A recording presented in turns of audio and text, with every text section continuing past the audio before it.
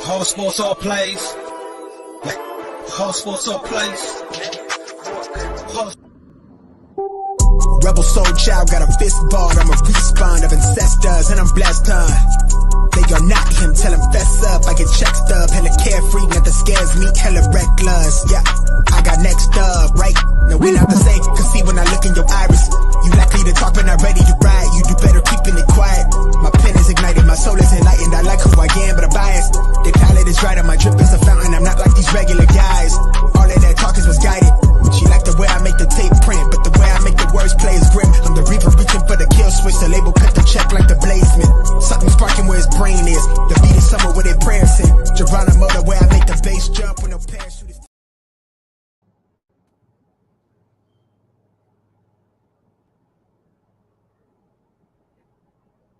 What's going on, everybody? It's your boy Jay, and I'm here with my co-host Josh. What's going on? What's up, man? Cut you off, kind of, huh? You ready to jump in right away, huh? No, you're good. My brain is like half dead, so I'm already steps ahead and steps behind simultaneously. You're in two different places at one time. Yeah, evidently in my head I am. Dude, let me tell you something. I got a little story for you. So just before we hopped on, I went to the gas station, got my drink for the show. As I'm pulling out, I noticed there's this chick that's walking down the side of the gas station, and I'm backing out. All of a sudden, she turns around, and I see her dead ass staring me in the eyes. Hey, you got light? You got light? You got light? And I'm still like backing out, like in the middle of pulling out of the gas station, and she just still, I hear her, hey, you got light? You got light? I'm like, bitch, what the hell do you think you're gonna get out of that? You know how desperate someone's got to be in order to get a lighter for that reason? Crack. Man. That's the whole reason for that. You're already in reverse. Yeah, I was already in reverse, getting ready. You're making your way out the parking lot already. Yeah, and she's just turning around, walking over to me, wide-eyed. Hey, you got a lighter? You got a lighter? Well, I got a little story. So right before I came on here, I had to go get some dog food because the dog's is hungry. And I don't have a normal dog, but we got a blue in here, so he's like 145 pounds, 130 pounds, big old dog. Go to the damn dog food section. They only got gourmet dog food. So this dude, I spent like $30 on a bag of dog food for this little, and it was like a small bag of dog food. It had been different. It was like big. It was like I could carry it. It was like this big, and yeah, filet mignon flavored dog food. I'm so upset. That's privilege right there. I ain't never heard of dogs being able to get 30-pound bags that small. Well, it's definitely Christmas for his ass. Oh yeah, that'll last him for the whole month of December. Right. So the last time we were on, we were with Joseph Perez, and we recapped Rough 51, right? Yep. And then this time around for this week, he's coming off of a first round TKO from back at Rough 51. We got Osama, the showstopper Awadalla. Why don't we go and bring him on right now? All right. What's the up, showstopper. What's up, everybody? How you doing, Osama? I'm living, man. I'm living. Man, I hear that. How's it been? You got the holidays coming up? You taking a break right now? Not really. I mean, I'm still training, still doing all the things that I do. It just like I still train like every day. You know, I don't really take time off ever. So, you know, gotta always stay ready. Kind of right? the price of being a pro. You gotta just stay ready all the time. Yeah, because everybody else is training and stuff like that, and they're hoping that you're not. So, especially when you come off of a win like this, you know, I know like the target's going to start being on my back a little bit. So, you know, I got to be ready for everything that's coming. So since you brought it up already, we might as well just start right there. Let's start because usually we start from the way back and we bring it all forward. Right. But there was a lot going on leading up to that last fight, and a lot happened in the octagon itself, and both during the fight and then post fight. So let's talk a little bit about how that bout came about and how it became so sour so quick. Well, it got real sour real quick because of I guess some of the trash talking got very personal. I was cool with so Pedro was my opponent, right? And he was talking a whole lot of mess, which is like, if you're a fighter and you're talking a whole lot of mess, that's one thing for me, because at the end of the day, whatever that you say or whatever I say, we're gonna have to back it up anyway. We're gonna fight anyway. The point for me where it like really crossed the line was the Facebook post made by his head coach. That was it was a racist post, and that's where it really like crossed the line with me. And I knew I had to make an example of Pedro. Like I knew I couldn't let something like that slide. And a part of me still wants to like nobody wants to see the rematch, and Pedro's been wanting a rematch, but everybody I've talked to saying like that fight wasn't that close, like they don't want to see the rematch. But I would like to fight Shane because I would like to make him personally pay for his words. I'm a First Amendment kind of guy. Like I'm all about freedom of speech. Like he has the right to say whatever racist things that he wants to say, but I also have the right to beat him up in a sanctioned environment. So I want to exercise my right to do so because he exercised his First Amendment right. Does that make sense? Right. No, yeah, 100%. Because you know what? It's with trash talking, I've talked about before. It's like it comes with the sport, just trash talking for the entertainment. But there's certain lines that you just got to be self-aware enough not to cross. And you have the freedom of speech to speak your mind, but there's also going to be repercussions to those words, such as in this situation. Yeah, I mean, exactly. All he did was give you an opportunity to live up to your name. I mean, he set the show up, and you stopped it, right? Yeah, showstopper. Amen. And like not just that too, but we almost got in a brawl with them in the back, and not a lot of people know that. So like I heard. Yeah, so I'm backstage, right? So I'm backstage, and they tell me, okay, we need you to wait in line here to see the doctor. So it's me and like two other fighters, okay, and I'm last in line because I'm fighting further down the line during the night, right? The other two guys, I think they were closer to the top of the show. So I'm standing there in line, and I've got two people standing amongst me that work amongst the commission. All of a sudden, Pedro's head coach, Shane, the guy who made the racist post, he walks up to one of the commissioners. He goes and just starts mugging him like, hey, do you guys have any gauze and tape? And like the commissioner looks at him like, dude, that's your job. Like, we don't provide that. If there's somebody that wants to sell you some or something like that, like, by all means, right? And then he just stares like this, like literally at the commission. And I'm just standing there, like just minding my own business. And he looks over at that guy in the commission. He goes, hey, I just want to say, this guy right here, and he points at me. He goes, this guy right here, and then he makes a sign, a hand signal in my direction that's basically telling me that I'm number one. And he just sort of holds it there. So I don't really know what to do, because this guy just flipped me the bird, but I'm like, okay, so there's, a couple of things that can happen here. I can react to it. And then, the commission's going to break it up, right? And or something like that. Or I could just stay silent and I'm going to hold it in until we get to the cage, because remember, this man is not going to be in the ring. So if he gets in a fight with me backstage, that is not lost stamina on my opponent's part. That's only lost stamina on his part, and he doesn't have to fight. Right. But that was before my people got there. Like my coach wasn't there yet. Princeton Jackson, one of my guys, he wasn't there yet. So when they finally got there, it was time to wrap my hands. And somebody from the commission comes into our locker room and says, hey, you got to move rooms and go wrap your hands somewhere else. I said, okay, fine. I'm just listening to the commission. We get moved to the same room where it's like it's the really big room in the celebrity theater. It's the main green room. Yeah. And then their team is in there. So we're like, okay, cool, whatever. We're just going to wrap hands. So I'm sitting there with my hands like this. And Coach Ricky's wrapping my hands. I got people running around getting waters, making sure everything's all good. And there's people from the commission in there still, right? Absolutely. There's still people in the commission in there. And then we get interrupted to do a rules meeting. So cool, we do the rules meeting, and these guys are talking throughout the rules meeting. Like they're chuckling, things like that. Like you're supposed to pay attention during the rules meeting like that.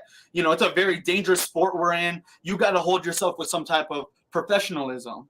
So we get through that, and they're still acting weird. So when we get to finally start wrapping my hands, they just keep going. Like they keep laughing. They're talking. Oh, he said he's going to do this, but he's got blonde in his hair, stuff like that. And I look over. So I look over. I got my hand like this, and I'm getting a wrap. And I look over at my boy Princeton, and he's just sitting back chilling. Right? He's waiting for the main event, and I goes. These guys are still talking. I'm like, they got no idea what's coming for them.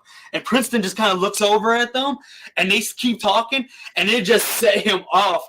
He got right up, and he was ready to fight every single one of them by himself. He walked right over there. He goes, if any of you blankety blank want to do this, and that, we can go. You too, fat boy. You too, this. And he got crazy. Then my guy Rick, my head coach, got up because they started talking back. So Rick's like, okay, well, you're going to mess with our team. I'm going to scrap too. So then I stood up too. So we're in there, and by this time, there's only one person from the commission, and he's kind of standing there like, dude, like, this is too many people. If this breaks out an all-out brawl, like, there's not much you can really do there. Right. And then these guys, I think once that happened, it kind of put the fear of God in them a little bit, like, okay, we're not here to play. And then Pedro, he came over, was like, oh, okay, fine, I got respect, man. He's like, I'm going to come over and shake your hand. So I shook his hand, and we're like, okay, it's all good. And then I ended up shaking his boy's hand and shaking Shane's hand. But, yeah, it almost broke out, man. It almost broke out in the back. Wow. Yeah, I was hearing that from some of the other guys, and I was just like, okay, what actually happened? Yeah. It's crazy. Yeah. I don't understand what led them to all the extra stuff. It was just dumb. It's like, we're literally here to fight you. It's gonna happen. Like just wait an hour. Just wait. Like, don't worry. Don't worry. Don't worry. Like, we're gonna settle it. Like, the truth is gonna come out. Like, whoever's the better man's it's gonna be exposed in a minute. So I don't know. Yeah, because like even during the weigh-in. Yeah. Oh, he walked. No, go ahead. He walked straight up to me, and it's one thing if, like, you're inching forward in a fight stance, but if you come down with your hands to the side and you're walking like eye to eye level, like trying to get in my face, I don't know what you're gonna do. So my instinct is to go Chael Sonnen, and push him off. Like, I can't let you get close. You know what I mean? Yeah, and you could feel like the tension throughout the weigh-ins at that part. And then when I interviewed you and Pedro, it was like the way you were describing with the trash talking, still on the same level going. And then that's when I started to get a little understanding more of what was going on. And I was like, oh shit, this one is going to have some special firecrackers that's going to pop off. And then when you guys step into the cage, like, I could see him in your eyes, like you guys are ready to go. Yes, sir. No, and it happened so quick. That was the other thing, with everything that led up to it. You handled your business, in a quick fashion. So, and let's talk about that. All right. The Omoplata, not to be referenced as the Omoplata. Yeah. Yeah, I know you guys saw that. I was like, wow, this guy's a clown. So Josh, just to fill you in, Osama got hit up by someone today that I don't know if he was a fan or if he was a future He opponent. was a short, stocky dude that commented on your Facebook post, right? Yeah, he was like the 800-pound guy that doesn't have a win in his career. I saw that comment and I'm like, bro, like, you obviously were not there to see the fight. Yeah, no, it was great. So you accidentally stumbled upon the Omoplata. Tell us a little bit about, because Pedro was on top for a second. Yes. A split second. He was he had about 10 to 15 seconds on top. Didn't do a lot of ground and pound. Didn't do a lot of moving around at all. Didn't do a lot of offensive or defense. He was kind of just there. Right. And then next thing you know, you slipped and swirled, and you ended up on top. So explain a little bit about what happened on the bottom there. All right, so I'll explain this accident called the Omoplata. I threw like this kick right at his chest. We come out, and I'm thinking from all the trash talk, he's gonna come out very aggressive, and it was very awkward because he kind of took that step back, and he kept doing this to me, like, oh, come over, come bring the fight to me here, like almost as if he was afraid, knowing that, like, okay, this guy's a counter striker, that if he commits to anything, I'm gonna slip, and make him pay. So I'm like, okay, fine. I'm like, I throw this like kick right at his chest, and I didn't pull it. I didn't pull it fast. Like I just, and it, the credit to him, he caught it, but and then he started to almost treetop me. Part of it was putting myself on the ground just so I wouldn't give up a weird position, like, because it almost looked like he was going towards my back. And I'm gonna be honest, on my way down, I was a little embarrassed that he caught my kick like that, like so early, and just took me down. Just like thinking in the back of my head, I'm like, this guy took me down. Like I was a little bit, I ain't gonna lie, I was a little embarrassed. Like I did not think this guy was gonna take me down. Like, like I didn't. You were pissed he caught your kick that fast. You're like, man, I came out. It was a filler kick, and he caught this motherfucker. Yeah, I was like, that explains the elbows. Explain the elbows.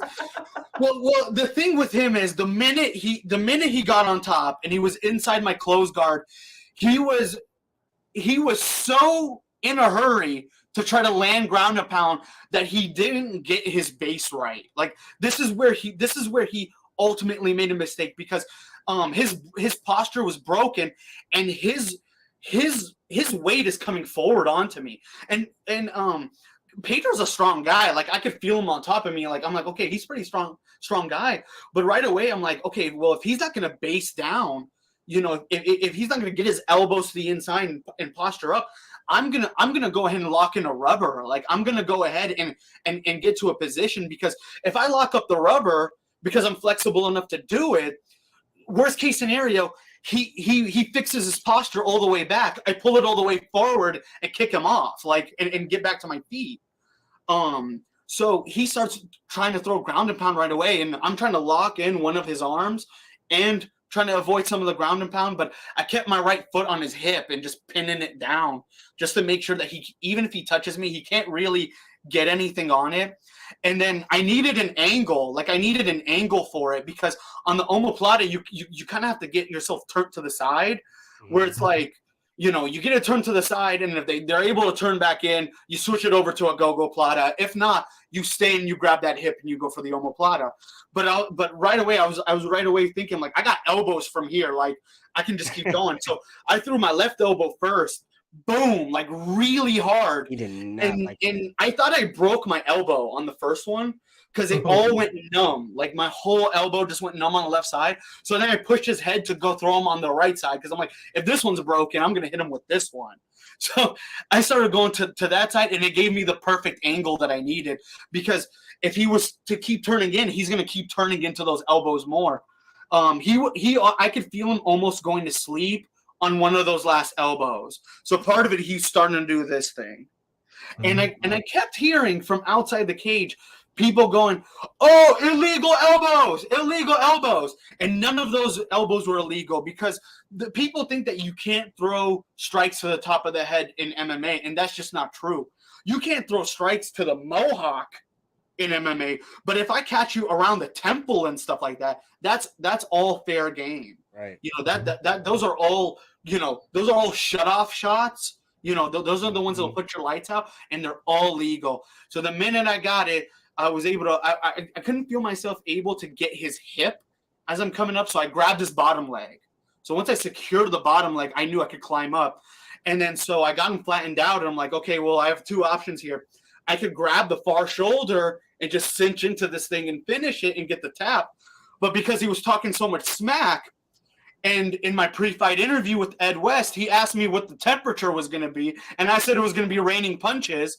Out of journalistic integrity, I decided to make it rain punches on top of his head.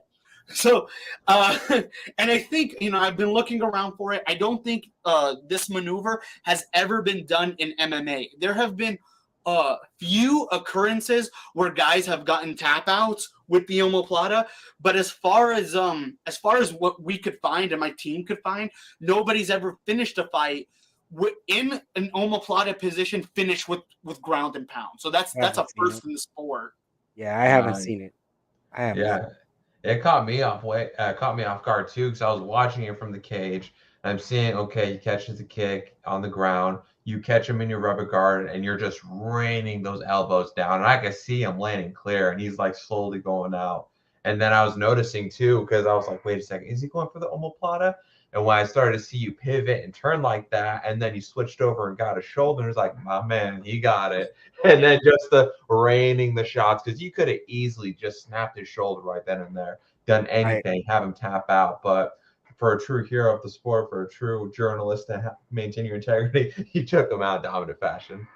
Yeah, no, and like you said though, that first elbow, I know why your elbow went numb, because his face went numb. Like the connection that you guys had on that would, like, you could see that one really, he felt the shit out of that. He knew immediately on that first elbow, he was like, I'm in a terrible position. This is a horrible position. He started trying to scramble, remember, a little bit, and then when you switched over and put him on that right hand side, the crazy part too is that I, from the outside looking in, being outside of the octagon, once it was all over, the ref called it. You're doing your thing in the cage, rightfully so. Especially with everything leading up to it. The emotion in yourself. He with the way his demeanor was at post fight in the octagon really set me sour, because you even came over like, yo, we just mano a mano, like, hey. Mm-hmm. Yeah, respect. Yeah. And he still had that mug on him. What did he say to you post fight?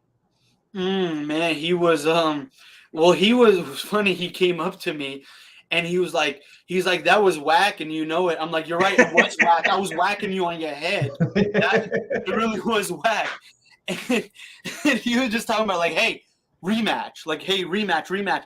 And then, like, even that night he was texting me rematch, like, you know what I'm saying? And I'm just like, man, I don't know. I just don't think the people want to see that rematch. I'm gonna be honest with you, dude. Like, if you want to talk to Jason and you want to talk to Joel Lopez and these guys and see if they want to see the rematch, good luck. But I'm not gonna go out on a limb and request a rematch. I'm looking for the Island Boys. I'm trying to find those guys and drag them in there with me. Yeah, these guys right here, right? Yeah, exactly. Gonna drop the Island. Yeah, tell us about the post fight call out. Well, I like interesting fights, and I heard a couple of people commenting and be like, "Oh, why would you call out the Island Boys? They're not fighters. Well, it's a couple of things, right? Because I'm looking to fight them 2-on-1. So 2-on-1 fight. I mean, the things that can happen in a 2-on-1 fight. Obviously, I'm not gonna fight real fighters 2-on-1. That's just stupid. And at the same time, it's like, well, okay, they You ever seen that Russian league where they be just like 3-on-3 and they got everything at each other? I've seen people seatbelted into a car in Russia, and they're sitting next. Yes, and they're jumping each other with the seatbelt right there. There's a new Russian sport too. The red calls go, they undo the seatbelt. That's the tap out. I think that's how you tap out. Like, you undo you don't buckle that bitch. Damn, there's a new Russian sport now with MMA that's like, you wear shoes, you don't wear gloves, it's on concrete, so you can literally slam people on their heads on the concrete. Like, it's brutal. Like, that's the one I'll stay away from. Thank you very much. Yeah. Not in there. But no, it cracked me up with the Island Boys though, because what I think I especially liked about your call too is that these Island Boys, they try to pose like they know how to fight. Like you see those like 2 videos where they're doing pad work, and I'm like, bro, atrocious. My grandmother hits harder than that. I don't know, And not man. just that. I mean, they were on. I remember seeing them on the Impulsive podcast, and they were like ganging up because they got offended over something over one dude on like the set, and we're like, oh, we'll fight you and things like that. It's like, okay, well, here's the thing: if you're gonna post pad work, if you're gonna go around and try to act like tough guys and posture to the public that you're these bad guys, oh no, don't make these guys bad. Oh no, they might turn up and swing on you. When you start smelling like a fighter, looking like a fighter, and acting like a fighter, I'm gonna treat you like a fighter. So come and fight me. Don't fight that innocent kid on Impulsive. He can't fight. I can fight. Come fight me. I respect it. Mhm. I respect it. I think it, especially right now, the way things are going in this day, I think it would sell. Yep, you'd be doing your due diligence as a citizen. I think I would win. I really do. Someone needs to call They, Jake they Paul. they have no talent from what I see. Like literally, just like looking at like an average Joe breakdown of the little pad work they did. Their shoulders are way down. Their chin is sticking out. They're throwing from their shoulders, no power whatsoever. They literally look like a couple of kids that are catfighting. Man, like don't it's sit freaking here and weird. act like you ain't bumping their song on the way to Taco Bell. No way. No way. I'm going to Del Come Taco because on. I'm an island boy. Come on.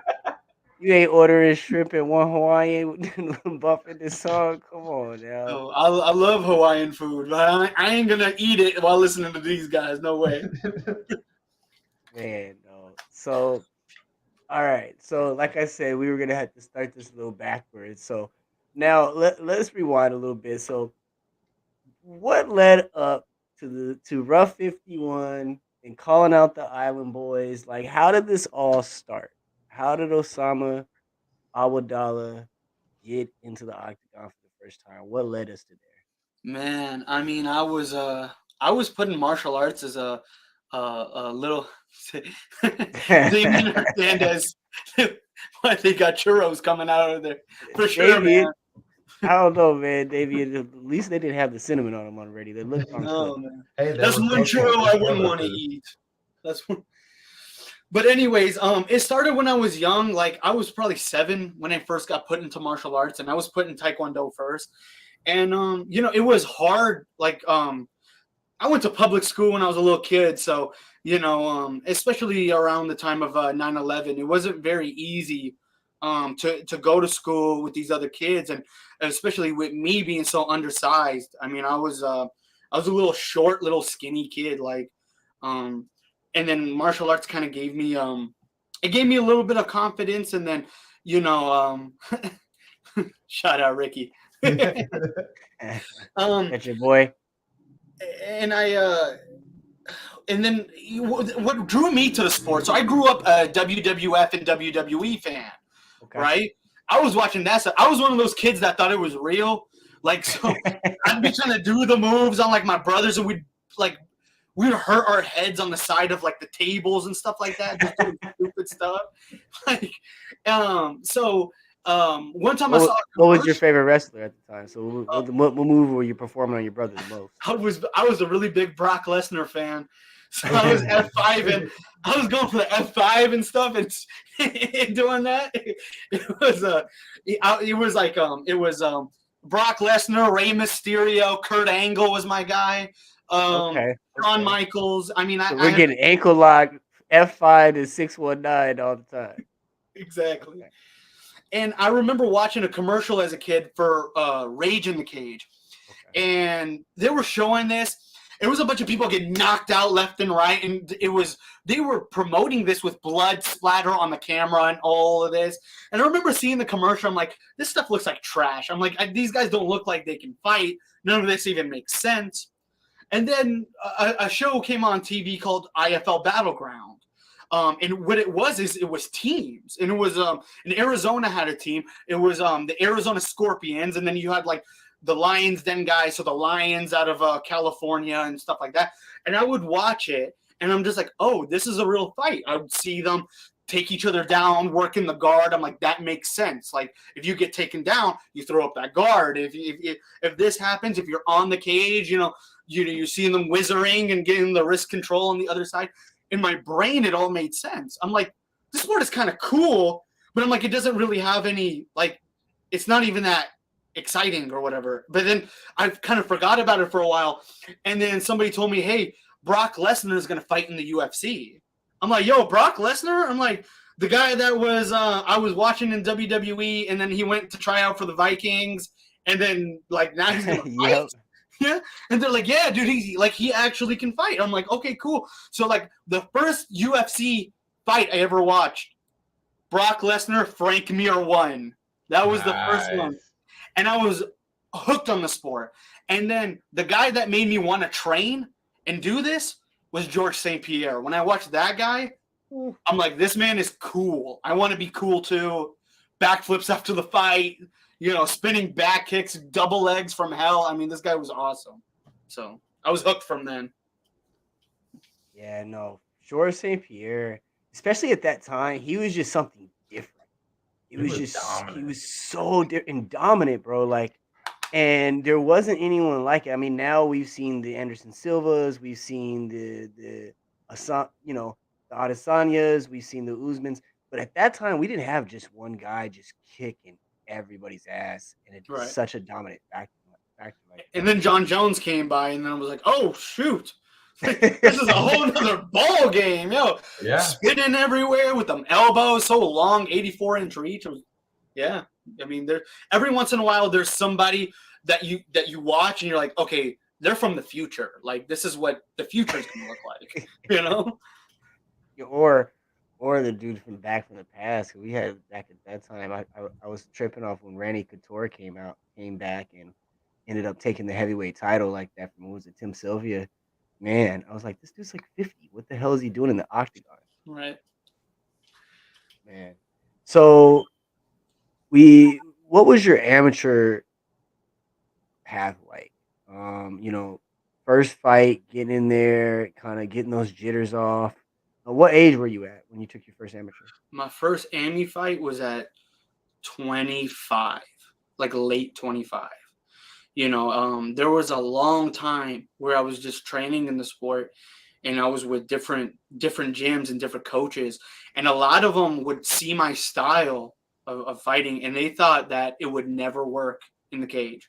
They go, okay, you're doing all of it, you're moving so much, you're moving left and right, all this head movement, all these, and I'm just like thinking to myself, I'm like, if it's not gonna work, then why am I catching all of your guys in training? Like, all of your guys that you're putting me in the ring with, I'm catching them with it, and they're getting frustrated because, like, oh, I can't touch him, he's too slick.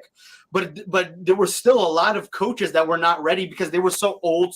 They had such old school minds. Like, they just didn't think that, like, because they were just so focused on this, like, Dutch kickboxing style where you're just in the pocket the whole time, and your defense is just covering up here, and if it's a leg kick, don't move your leg out of the way, just make sure you check and you stay right here.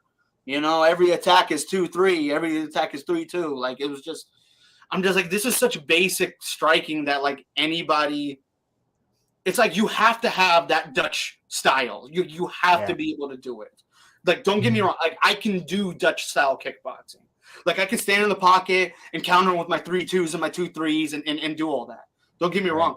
But you have to be able to mix it with other stuff, or you're going to be a 500 fighter. I mean, if this is just you, now this is a 50-50 ball game. I don't like those odds. So, and then when I met Ricardo Jimenez, and Rick was different because he was the first coach that I had that he himself would do the training with you. So every class, he's training with you. He's sparring with you. So when you're saying, hey, my style works, he can tell because he's feeling it. And when you're tired, he's tired too because he's training. He knows when to push and when to pull back. Instead of overtraining an athlete. How many people come in, especially some of these AMIs, they come in and they're so overtrained. Their chins are destroyed. They can't take a shot anymore. They're not even craving the violence anymore because they had it so much in their camp. It's just not smart. Yeah. So, how would you describe your style? If I were You to can put like compare it to other fighters too. if I were to put to compare it to a couple other fighters that I've learned a lot from, that like I've taken pieces from, I would say Dominic Cruz is one of the big people that I've studied. Like I've studied Dom Cruz, like, you know, because I was always that short guy. And he developed that style to be able to fight longer people. Because when he first started fighting, there was no 145, there was no 135. You know, he was competing with bigger guys. So Dominic Cruz, I would say a little bit of BJ Penn, some of the stuff on the ground, because I have that dexterity. I have a very similar dexterity, so I chair sit a lot on the ground, things that BJ does, and yeah, I would say those are the two main guys. But you know, I try to steal from a little bit of everybody. Definitely my wrestling. I try to, you know, Habib is one of those guys. Whenever it's against the fence, these are the guys that I study. Habib, Hamza, Islam. These guys, they're so good. They get to position. They get to those handcuffs and they work so well from these positions. So there is one bout in particular that when I was looking over your resume, Derek Wilson. So I saw that there was an Emmy bout scheduled and canceled, and then rescheduled was your first pro fight. Yes, So at a different promotion. Say that again. Yes, at a different promotion. So how did that work out? That's something that I was interested in. Tell me a little bit about that. So Derek and I were supposed to fight at Rough, and he just couldn't make it down. There was an issue within his camp, and he never was able to make it down. So myself and a couple of other people were saying he's scared. That's what it is. And once he heard that, he's just like, I'm not scared. Like, I will fight you. Like, I will legitimately fight you. I said, listen, man, I don't, you know, I said, Jason, Joel, and CJ, they don't play these games. Like, they're not, if you want to reschedule this fight, it's not going to happen. Like, they're not going to, because you start doing stuff like that, they're going to be like, nope, sorry, on to the next fighter, because, you know. He gave you that chance. And then so they're like, he's like, oh, you know, I still want to fight. I said, if you can get somebody to sign the fight, I will do it. And King of the Cage, last year, they needed some fights. So that's when that fight came to fruition. And we all had to go travel to Michigan. And it was so trippy because we had to ride in the car. So it was in Waters Meat, Michigan. All right.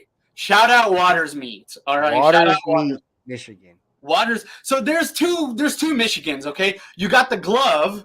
Okay. And then you got the UP. You got the Upper Peninsula. Okay. Waters Meat's in the UP. Okay. So they fly us. They fly me, my coach. They fly Derek Wilson, his coach Mashante, and his girlfriend. All five of us. They flew us into Minneapolis Airport. Now, however, my coach and I made the flight. The other three got lost at the airport. So we're like, do we even get on this flight? And we talk, and the matchmaker's like, guys, just get on the flight. We'll figure out how to get them there. I'm like, okay, cool. So they fly us all the way out, okay? They fly us there. Now, we're stuck in Minneapolis. They happen to get King of the Cage booked them another flight to get them out there at like 11 o'clock that night. So we were probably there. This is Derek. This is Derek and his team. So we are stuck in Minneapolis because we have the rental car. We're all supposed to drive 5 hours. You're supposed to pick him up. Oh my god. Yes. So we just chilled at the Mall of America. Like, that was my first time going there. And we're just chilling, like, and I'm like, I'm enjoying myself because I'm like seeing new stuff, and they have that like little Nickelodeon theme park in there. Yeah. But I'm just like, man, these guys better get here. I was going crazy. So how is it picking up your late opponent. Like, and then this is the second time. So the first time Yeah. he didn't make it. The second time he gets lost at the airport, and you gotta pick his ass up and drive 2 hours. Yes. So after we got done with the mall, we went to the airport. We picked them up, and then right when we picked them up, we had to drive in the middle of the night 5 hours straight to Waters Meet. And Bro. Derek Did you was a make really him drive so he was tired? Yeah, we were all tired. I mean, we were all beat, dude. I'd have been And sleeping in the passenger seat. I'd be like, "You gotta drive, bro." for real, like it was just crazy. And I was just like, you know what? I really hope that when we pick this guy up, that he's a likable guy. Because after all of this, if I'm gonna have to sit in a vehicle with somebody just that I hate so much, it's gonna drive me crazy. But Derek is honestly one of the coolest dudes, man. That's dope. Derek, if you're watching, man, you're awesome. He became a good friend of mine after the fight. And people talk about the trash talk. Derek Wilson trash talked me like crazy in the ring while we were fighting. Okay. Every time I would miss a shot, he would be like, "Oh, your kick went here." It was he was talking so much smack. And then I remember because he was talking about my kicks because he had seen I hit a lot of people with head kicks.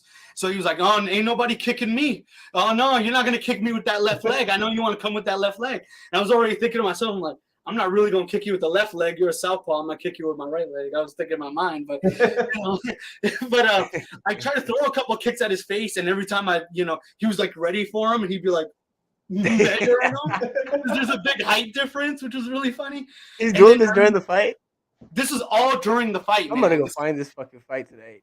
Man, I don't know what King of the Cage did with this footage. Like they had the footage is supposed to be up on Amazon Prime. I don't know what they did with this footage. It was actually like a really good fight. The crowd was so hyped. And in the first round, I was very defensive because he was being very aggressive. And then I remember the beginning of the end, I chopped him with like a really solid calf kick, like right on his calf. And then I hear my corner go, "That hurt him." And then he just flips over in my corner and goes, "Nah." But he froze for a second. I knew that hurt him. And then right away he tries to shoot on me. Because I'm like, okay, I know he's hurt. So he shoots on me, pushes me up against the fence, and grabs the cage. And right away I'm defending this takedown. I look over at the ref. I said, "Hey, he's grabbing the fence." And then the ref pulls his hands out the fence. So he tries to finish the takedown, but I was shucking him I shucked him so good in between my legs. And then I wanted to like throw elbows, but he hit his head all the way inside. So I'm like, okay, well then I'm gonna get a go behind. You know what I'm saying? So I hit a go behind, and I'm like, you know what? He's been talking a little bit, so I might just stay in this position like in half guard and just bomb elbows on him. But I'm like, you know what? Derek's actually pretty cool, and I saw the finish right there. I slid underneath his neck, rear naked choke. He taps. He gets right back up and he goes, "All right, let's go again." And the referee's looking at him like, "Easy." Like, oh man, that's not how this works. Man, that's a good story. I'm glad I asked about that one because I was looking. I'm like, man, this doesn't happen too often. Like a canceled bout, another bout gets canceled after that, and then you reschedule, and it's your first pro bout like that. There has to be a story behind it. So I'm glad I asked about that. Crazy story. Oh man. So we asked you who you would compare yourself to. You said Dominic Cruz. You said you take a lot from him. You said BJ Penn. I like the BJ Penn one. He was always one of my favorite fighters to watch. He was always prepared. He was always so freaking prepared for everything that he was involved in. BJ Penn was the class act. So I always ask people, if you could have a dream bout, whether it's today or whether it's in the future, who would it be and why? Yeah, that is a good one. I'm gonna go with, and I say this with the utmost respect. If we could find a way to get myself in my prime and the great Muhammad Ali in his prime, that would be my dream fight. It would be an honor, because it would be an honor to share the ring with him. This is not like an Island Boy situation where it's like, I want to beat this man up. It's like, no, it would be an honor to share from what he's done, not just for combat sports, but for humanity. Like this is like, I would love to be in the same ring as Muhammad Ali. And I'm really upset too that Gotta like I bring back never that Ricky comment. Not all heroes wear capes. For real. exactly. No, and like I got the chance to meet some pretty awesome people like Prince Nassim. I met him. I met him. Mike Tyson. I met him when I was really young, but I never got the chance to meet Muhammad Ali. So yeah, that's top of my list right there. I got the pleasure of meeting Muhammad once. We went to a golf luncheon. Had lunch with him. There wasn't a lot. He was already a little bit sick, so he wasn't a lot of talking and things. But like you said, just being in the presence of someone that's done so much for the world, and that powerful, not only just sports, but just in the world endeavors in general. He's changed a lot of people's lives, done a lot of things. So I like that one a lot. Now, would we do it in boxing, or would you try to get him in the octagon? I would let him choose. Yeah, that's one of those ones you gotta be B-side and you gotta let that man call the shots. That out of respect. That's what. You guys sit in the ring and let him rope a dope you a couple times. Yeah. Okay. So outside of Muhammad, what other MMA fighters? So I've been hearing a lot about, especially since the Island Boys call out. A lot of people have been a little bit intrigued about what it would be like for me versus Logan Paul. Okay. Okay. And so Dana White is, if you've seen the video, Dana White and Logan Paul spoke about Logan potentially signing with the UFC. And what Dana's response was, he's not saying no. Okay, so he didn't say that he was going to sign Logan, but he's not saying no. I think Logan has more of a chance than Jake, honestly. I do too, and I think Logan is a much tougher fight, and I think Logan, low key, like is actually could be successful in mixed martial arts. I really do, because he has a legitimate wrestling background. He's a very good athlete. I was highly impressed by some of the training that he did with Paulo Costa, like who's not a small middleweight at all, and does not lack any skills. So if Sean Shelby, Mick Maynard, and Dana White want to bring this guy into the UFC, I am willing to put my name in the hat. Osama Awadalla versus Logan Paul, both UFC debuts. I'd be down to do that. I think it'd be a tough fight. I wouldn't take him lightly. I mean, you might just accidentally stumble and trip and fall into Omoplata again. Yeah. Right. Just accidentally. I don't know. Who knows? That happens a lot. It happens a lot. But no, that would be a good one. I don't know. I don't know. Jake Paul, Osama in the UFC. I would rather see it on one of their pay-per-views on what do they be doing them on now? Jake Paul or Logan Paul? Both of them. I forgot what they be doing them on now, but I would rather see it on one of those. Well, I know Jake Paul. This is why I'd never want to even fight Jake Paul, is because Jake Paul has his own promotion. You know what I mean? Yeah. It's like if I'm gonna fight one of these dudes, it needs to be like a neutral promotion because just out of fairness. Plus, I think want to get knocked out with a slip punch. No, I don't think that punch landed. That's why I said a slip punch. He slipped that punch. And honestly, I'm gonna be honest. I think T Wood beat him the first time, and I think T Wood was beating him barely. And I think it was very, very close in the first two. But I think T Wood was beating him slightly before he got clipped. Yeah. T Wood's not really that great of a boxer. Like he's not like, Mm-hmm. Well, I'll go back to from primarily a wrestling background too, right? Mm-hmm. Yeah, he was a Mizzou wrestler. Yeah. Okay. But Woodley's jaw was like chewed up by that time. Yeah, he was done, and he had, I think he'd already fought Colby Covington too, and I think he broke his rib in that fight against Colby. So it's like he was old, he was done. It was just like, and then Ben Askren. I mean, I love Ben Askren, but the guy can't. I mean, the guy has less than amateur striking. I mean, the guy can't. I mean, I would have loved to see them try to wrestle Ben. If you're gonna That's pull not Ben gonna out. happen. And then Nate Robinson's just a joke. I mean, Didn't he get beat up recently? He got tore up. Recently. oh, he's back to fighting Nate Robinson. Yeah, he fought somebody. He got tore up. I think he fought Frank. I think he might have fought Frank. Got tore up. Or Darren Williams or something. I think he fought Darren Williams. Oh no, Frank Gore fought Darren Williams. Okay. Oh, okay. Yeah. Okay. Yeah, and see, that's the weird thing too with the Paul brothers is that if, like you say, you want to do it on a neutral ground, that's not really how it works with them. It has to be on their terms every time. Like you saw recently when Jake was calling out Patty Pimblett to do $1 million sparring match. Patty's is all ready to go. Let's do it. But then Jake is changing up the conditions and he's waiting until the last week of his training camp before he fights Jared Gordon to then do it. And it's just like, come on, bro. Yeah. Look, exactly. Bro. And that's why if the UFC would be a neutral, location, and I think it'd make a lot of money. I mean, for sure. So want to do it. Let's Rough do it. 62. Osama versus Jake. Rough 62. We're just gonna book it early. Let these people hash it out. Give them plenty of time. Or I could fight that one dude too. What's his name? KSI. Yeah, I think KSI would be trash in MMA. Like, if he ever. And another guy who I think would be trash in MMA too. And I'm tired of him. I'm tired of him still fighting because he's not fighting anybody.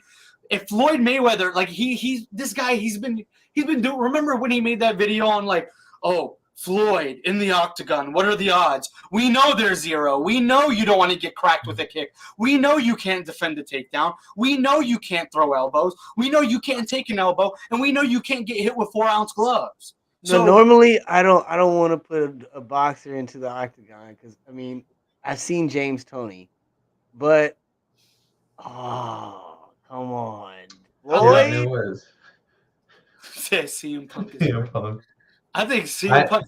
I think they got rid of him on AEW. I don't even think he's allowed to pro wrestle anymore.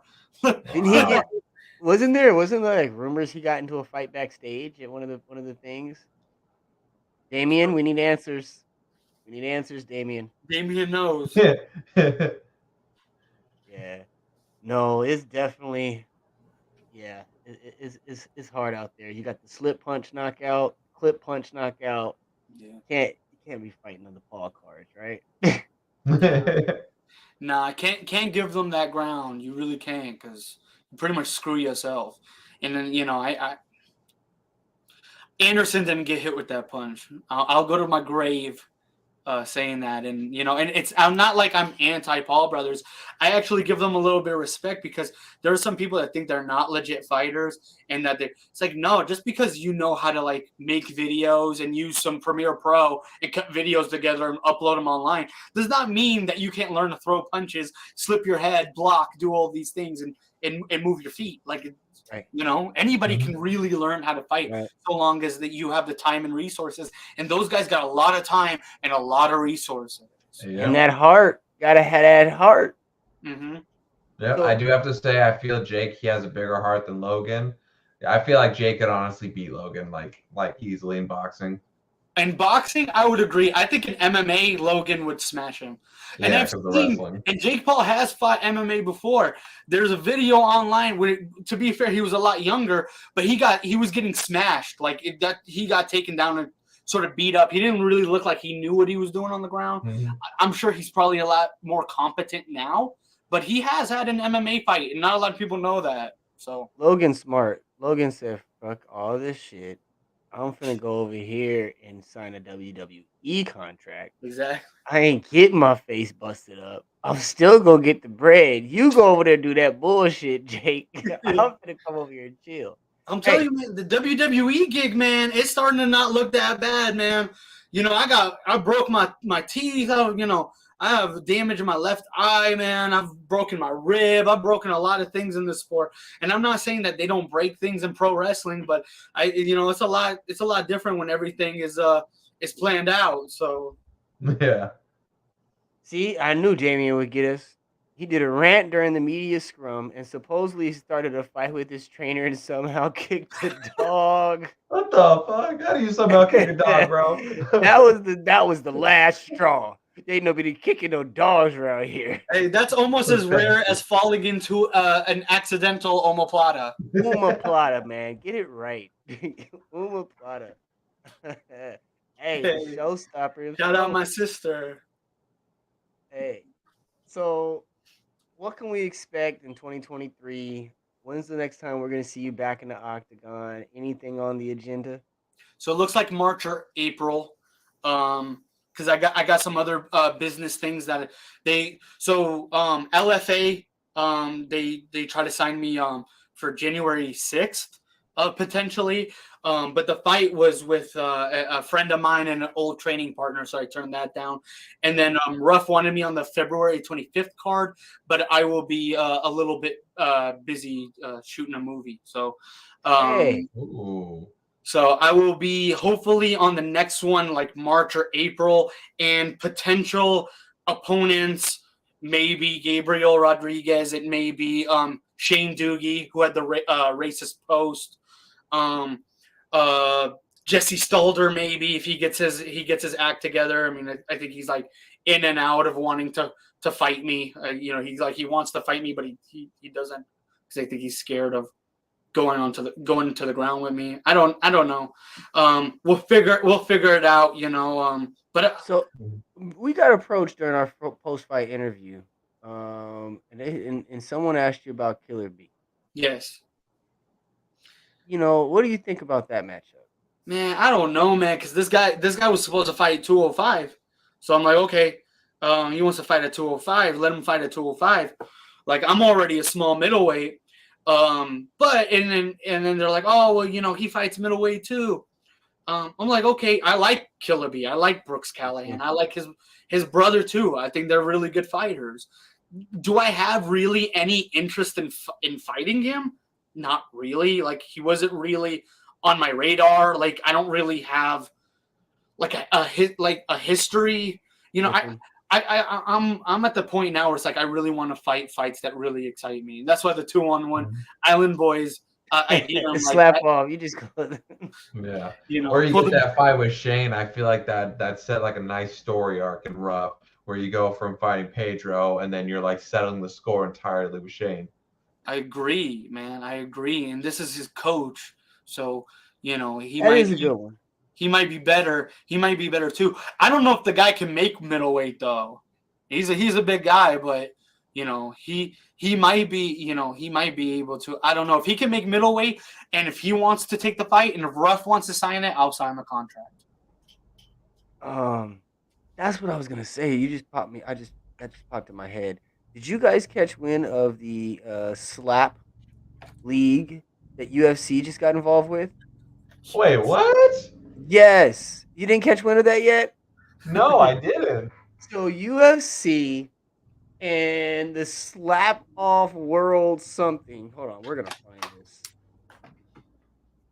Please tell me Chris Tucker hosts it. Power slap and UFC is partnered Chris up. Tucker's the only guy who should be able to host that. DC Dugan drop. He got knocked the fuck out. Yeah. Right. But yes, look at here. Oh, wrong one. Hold on. That's not the one I wanted. Let me remove it real quick. Yes. Before we get up out of here.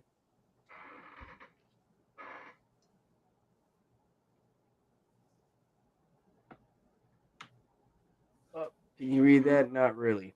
So it says, longtime president of the UFC announced a new striking competition called Power Slap during a press conference on Friday. The new venture will pit men and women competitors from around the world to showcase power, technique, and resolve in the world of slapping.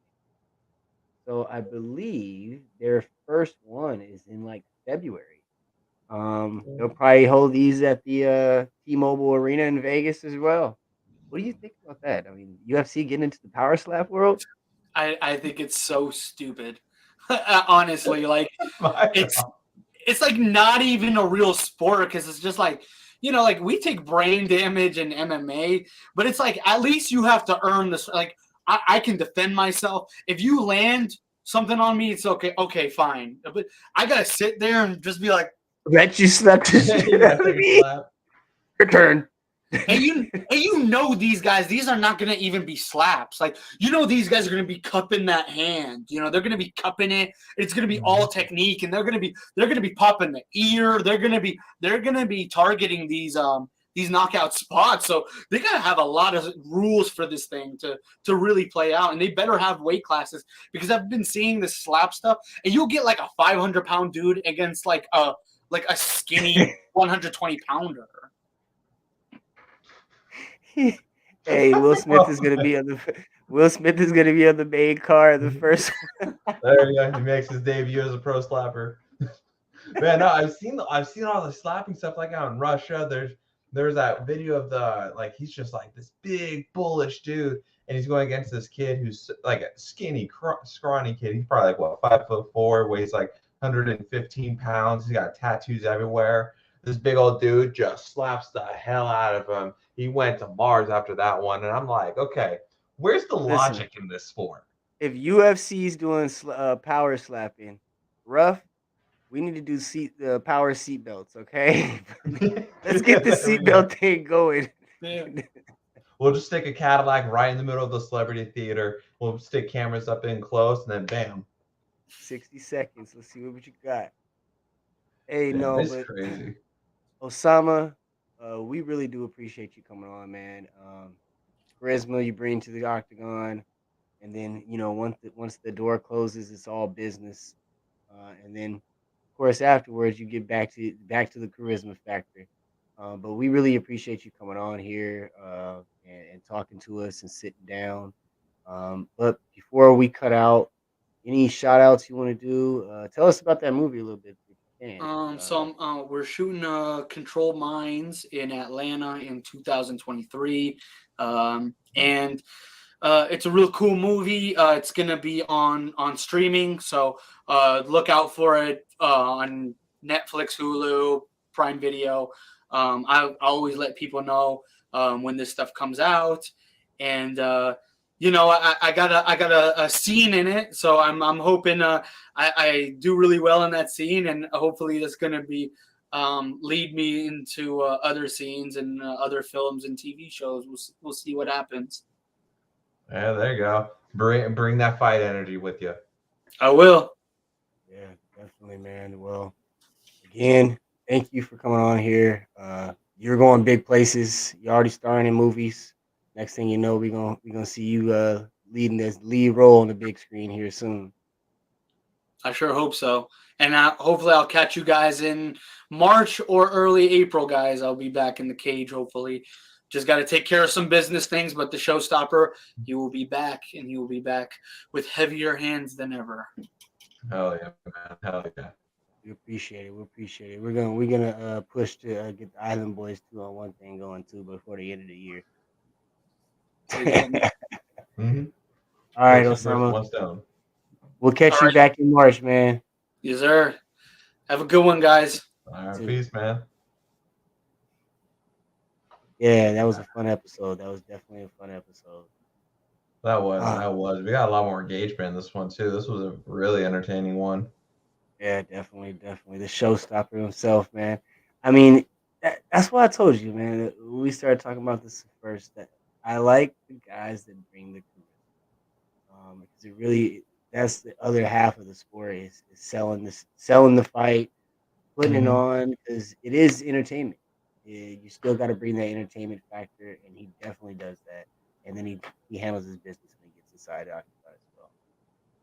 Oh yeah, absolutely. I mean, like if you take a step back, look at the general aftermath of this fight event for 51, and Osama's call out was like the top trending thing out of the entire card. It was Osama's call out, and then it was what was it, Humberto's knockout, and I think like one other main thing that happened that really piqued the interest of the card, and it outshined the main event, which was Princeton Jackson versus Ben Goodwin. So you bring that entertainment factor, and boy, it's something special. That's why I constantly tell fighters that I work with, or just like anybody in general that I work with, like, especially now in combat sports, you have to be able to bring the entertainment, bring that social media drive to start leveraging yourself as a fighter and start bringing in that pay-per-view money. Right, right. You got to build it up. Um, like you said, it's a social media thing. You got to build up your followers, build up your fan base, and be able to sell that big ticket when it's time. And uh, that's the main thing. That is the main thing. And like you said, or like he even said right there, I liked when he was talking about the Muhammad Ali thing. Just Mhm. being in the presence of someone like that, just change your move. Ricky reiterated, all heroes don't wear capes. Yep. And the greatest heroes you never hear about to begin with, too. Right, right. So it looks. What do we have on schedule for next week? Dude, I forgot. So for next week, we got a follow up with Danny Flores, if I remember his name correctly. He trains with Joseph Perez, who we had on last week. He's coming off of also a very dominant first round knockout against Kurt Vangelli. And let me tell you something, with this fight in particular, Kurt, he came out hot, fast, ready to just go. And Danny, he was well composed and he was just successful in the exchanges and he just ended up dominating. So we're gonna be definitely excited to have him on. He came out on high, and Daniel put him on simmer. He was like, "Yeah, simmer Yep. down, simmer down." Came out a little bit too hot. Hold on now, you ain't about to burn me. He No, did that that should Salt be a Bay Ash really with ice good one. cubes. Right, right, right. Hey, speaking of Salt Bay, did you see the stuff that went on with him at the World Cup? No, I didn't. What happened? So Lionel Messi, obviously, they went. Argentina wins the World Cup, and afterwards, he's trying to make his way over to the table to do the trophy presentation. And Salt Bay, whatever his name is, I think his name is Salt Bay or something, whatever they call the Mhm. dude. He walks up and like grabs Messi. And Messi kind of looks at him and was like, does his little way, "What's up, bro?" Keeps on walking, and then Salt Bay walks up and like snags him, and like, "Yo, like I'm finna take a picture," type shit. So they take the Bro, picture real quick. Yeah, he takes the picture real quick. Messi kind of tries to go on about his way again. He kind of walks off. And then, oh boy, I forget who had the trophy, but he's sitting there with the trophy with his son in one hand, the trophy in the other. And Saul Bay walks up and grabs the trophy, bro. He's kissing the fucking bro, World Cup trophy. And people are pissed. Like a lot of FIFA, soccer fans are pissed off. Like, why the hell are you touching that shit? dude, if I shit, I wouldn't be afraid to throw some hands. No pun intended. Every Tuesday night, 8 p.m. You heard him. You heard him No, right that shit. there. Especially, if I'm Messi and I'm holding the World Cup and I'm also holding my kid, then I got this random fool coming up and snatching out of my hands. Yeah, no, that's fighting words right there. Definitely. Definitely. And if you are watching, go ahead and click that like button. Give us a share. Follow us if you haven't already. Um, we do this every Tuesday, and we have a lot of other shows on here. We have Sports Senseis. I mean, there's a plethora of different shows. You can catch the AAL this spring. They'll be kicking their football season off right here on ASAP Sports. And then we have some other things being announced here shortly as well. So make sure you hit the follow button, share it out, your friends and family, let them know about us. Get the word out, get the word out, get the word out. Messi need to box Canelo. Hey, The Dream David, Fight now you know, 2023. yeah, you know damn well. Hey, Canelo was pissed. Canelo was pissed. I don't know if you remember, if you know about that part, Josh. Messi took the Mexican flag after Argentina and Mexico played, and he was like wiping his face with it and stuff in the locker. And Canelo was like, Oh, "Bro, when I see you, I'm gonna whoop that ass." So shit. yeah, that's another one. Shit. Throwing hands every Tuesday night. Mhm. They can get it in too. We should be recapping that one soon. There we go. But yeah, no, another good episode. Before we get up out of here, Josh, anything you want to say? Thanks again for having me on. It's always a pleasure being on, getting to talk to all these fighters. Just a blast, man. We have some funny ass interviews, that's for sure. Yeah, yeah. We'll be putting up the interviews throughout the week, getting those up as soon as we can. Like I said, guys, follow us on Instagram, follow us on Twitter, follow us on Facebook. Definitely add us on YouTube. We sprinkle things. We sprinkle little gems around. So you need to be on all the platforms to make sure you catch it all. But again, see us next week. Thank you to our sponsors here. Gotta show them some love. And again, I'll see you guys next week on Tuesday. Let's go. Josh and James, we're out. See? Whole sports all plays. Whole sports all plays. Whole Rebel soul child got a fist balled. I'm a respawn of ancestors, and I'm blessed, They are not him, tell him fess up. I get checked up, hella carefree, nothing scares me, hella reckless. Yeah, I got next up, right? No, we not the same, cause see when I look in your iris, you likely to talk but not ready to ride. You do better keeping it quiet. My pen is ignited, my soul is enlightened. I like who I am, but I'm biased. The palette is right, and my drip is a fountain. I'm not like these regular guys.